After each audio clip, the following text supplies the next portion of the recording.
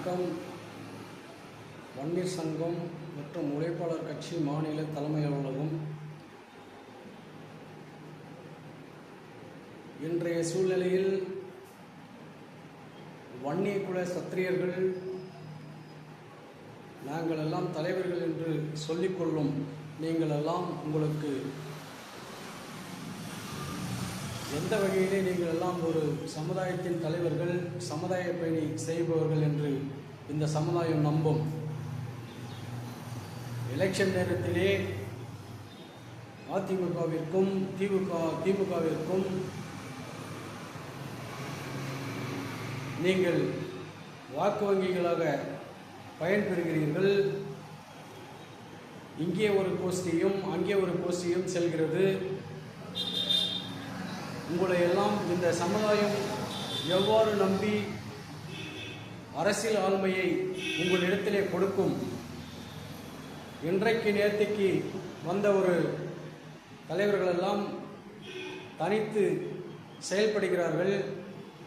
ஒரு பெரிய சமுதாயத்தில் இந்த சமுதாயத்தை நாம் கட்டி காக்க வேண்டும் என்று அரசியல் ஆளுமையை கைப்பற்ற தெரியாத நீங்களெல்லாம் எவ்வாறு இந்த சமுதாயத்தை காக்கப் போகிறீர்கள் என்பதை நம்மளுடைய தியாகிகள் உங்களை எல்லாம் மன்னிக்க மாட்டார்கள். ஏனென்றால் மற்ற நேரத்திலே எங்கள் சமுதாயம் சங்கம் ஒருங்கிணைப்பு என்று சொல்லிக்கொள்கிறீர்கள். எலெக்ஷன் தேர்தல் வந்தால் அங்கங்கே அங்கம் வைத்து மாமா வேலை செய்யப்போது போலே செய்கிறீர்கள். மற்ற நேரத்தில் ஏன் விமர்சனம் செய்வதில்லை? ஏடிஎம்கவும் சரி திமுகவும் சரி மாறி மாறி இந்த சமுதாயத்தில் உள்ளவர்கள் நீங்கள் எல்லாம் மாறி மாறி விமர்சனம் செய்கிறீர்கள். உங்களுக்கு ஏன் இந்த அரசியல் பண்ண திறமை இல்லை, வலிமை இல்லை? ஏன் உங்களை இந்த சமுதாயம் நம்புவதில்லை என்பதை இந்த தேர்தல் நேரத்திலே மக்கள் தெளிவாக உங்களை எல்லாம் அறிந்து வைத்திருக்கிறார்கள்.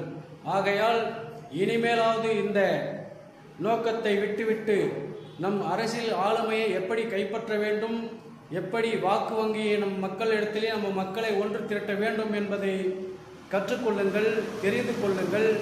இல்லையெனில் உங்கள் சொந்த வேலையை செய்து கொள்ளுங்கள். இப்படி ஒரு சூழ்நிலையிலே இந்த சமுதாயத்தை இழிவுபடுத்துவதற்காக தேர்தல் நேரத்திலே வாக்கு வங்கிகளாக செயல்பட வேண்டாம் என்பதை கூறிக்கொண்டு வன்னியர் சங்கம் மாநில தலைமை அலுவலகம் உழைப்பாளர் கட்சி என்பதை தெரிவித்துக் கொள்கிறேன். நன்றி, வணக்கம்.